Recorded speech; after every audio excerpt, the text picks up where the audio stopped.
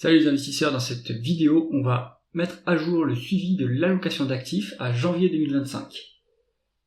Avant de commencer, je vous rappelle de vous abonner à la chaîne pour ne pas rater les prochaines analyses et on commence tout de suite avec cette allocation d'actifs. Alors, donc là c'est une série de billets de blog dans lequel je fais le suivi du cycle financier et de l'allocation d'actifs qu'il faut avoir dans le cycle financier dans lequel nous nous trouvons.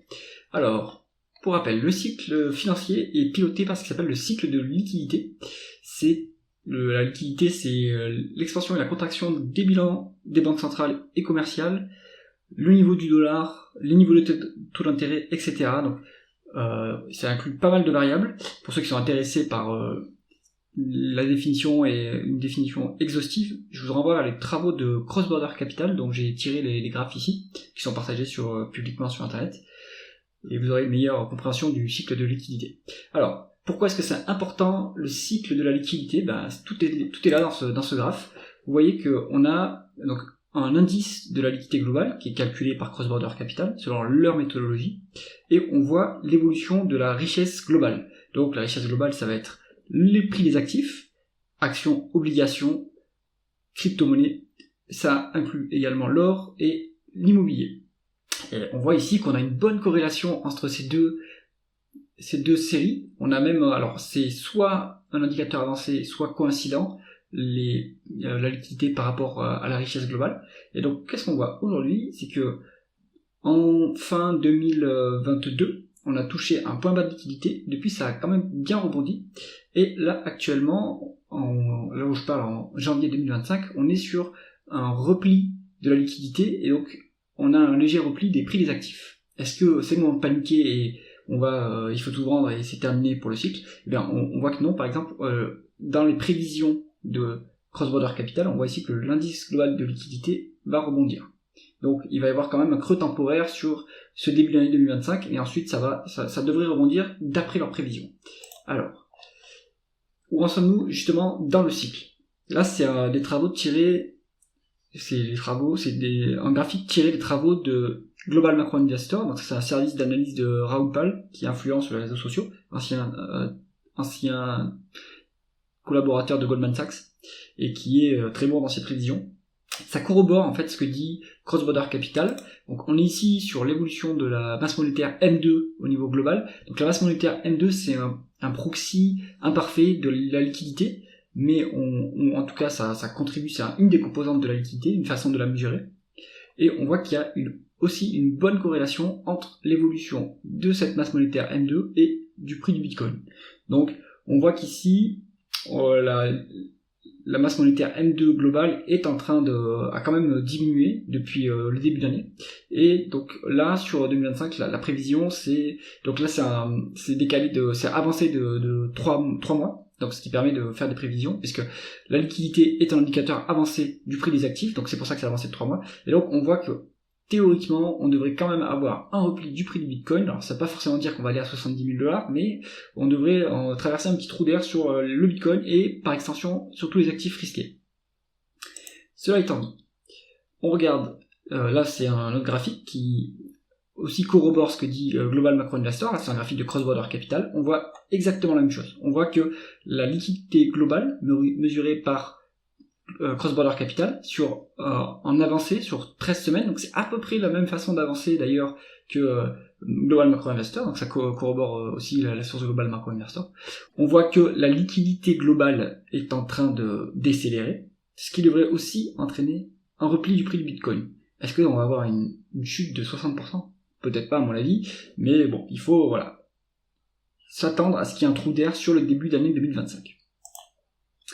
Maintenant, si on regarde ce graphe ici on ne parle plus de liquidité, mais on parle de cycle économique, business cycle en anglais, et il est très très bien mesuré, prédit le cycle économique par l'ISM. Donc l'ISM, c'est une enquête qui est menée par, donc l'ISM c'est l'Institute for Supply Management, qui est un institut d'enquête qui envoie des enquêtes aux dirigeants d'entreprise pour essayer de prévoir le cycle économique, pour savoir où est-ce qu'on en est dans le cycle économique.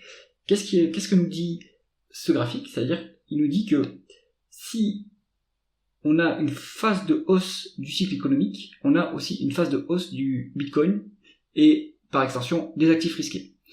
Or, qu'est-ce qu'on voit aujourd'hui? On voit qu'on est en dessous de 50. Donc la barre des 50, ça indique une activité qui est stagnante, et en dessous, une activité qui est en ralentissement, voire en récession. Eh bien, il se trouve que on est en train de repasser la barre des 50. Donc, qu'est-ce qui se passe quand on passe la barre des 50? On augmente fortement sur le prix des actifs risqués. Donc, à garder en tête, là, sur le court terme, peut-être qu'il y aura un repli, mais sur l'année 2025, il faut s'attendre à ce qu'il y ait une hausse. La dernière publication de l'ISM, justement, qui a eu lieu le 3 janvier 2025, est à 49,3. Et on voit que le précédent est à 48,4. Donc, on est en phase d'accélération sur l'indice ISM. Et ça, c'est positif. Ça va dans le sens du graphique qu'on voit au-dessus. Cela étant dit, on peut visualiser le comportement du prix des actifs depuis le point bas du précédent cycle. Donc, je vous l'ai dit, le précédent cycle, il a eu lieu en novembre 2022, le point bas du précédent cycle. On prend 4 classes d'actifs. La référence, c'est le cash représenté par une obligation à 3 mois du Trésor américain, parce qu'il ne faut pas oublier que c'est du cash. Le cash, il se mesure en étant investi à un taux sans risque. Ensuite, on prend le prix du Bitcoin. On prend un panier de matières premières, un indice de matières premières qui est tenu par Goldman Sachs. Et on prend les obligations à long terme du Trésor américain. Et qu'est-ce qu'on voit? On voit que depuis le creux de liquidité de 2022, les actifs, on va dire non risqués, les actifs sûrs, donc les obligations à long terme du Trésor américain, elles sont en baisse par rapport au Bitcoin, elles sont en baisse par rapport au cash même, c'est-à-dire que les taux ont monté et du coup le prix des obligations a baissé.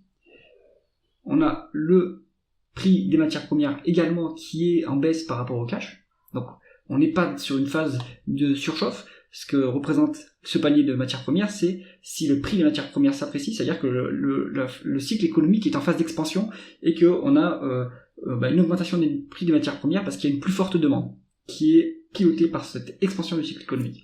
Et on voit que les actifs risqués, ici symbolisés par le Bitcoin, eh bien, ont fortement augmenté depuis ce creux de liquidité. Et ce qu'on voit, c'est qu'on est toujours dans cette trajectoire, on est peut-être sur une stagnation et peut-être une baisse par la suite pour le prix du Bitcoin, mais par rapport aux autres actifs, ça n'a rien à voir. On est vraiment toujours sur une phase haussière des actifs risqués. Donc, c'est la conclusion de cet article de blog. Il faut s'attendre à ce que, à court terme, on soit sur un repli, et peut-être que ça peut être intéressant de mettre à profit ce repli pour se renforcer sur les actifs risqués. On n'est toujours pas dans la phase de surchauffe, et encore moins dans la phase de décélération. Là, on est vraiment dans la phase haussière du cycle, avec des creux temporaires, comme d'habitude, et là, il faut les mettre à profit pour se renforcer si on veut continuer à investir. Si vous voulez profiter de mon allocation d'actifs pour maximiser vos performances, je mets le lien de mon portefeuille en description de cette vidéo et dans le commentaire épinglé de cette vidéo. Et je vous dis à bientôt pour une prochaine analyse.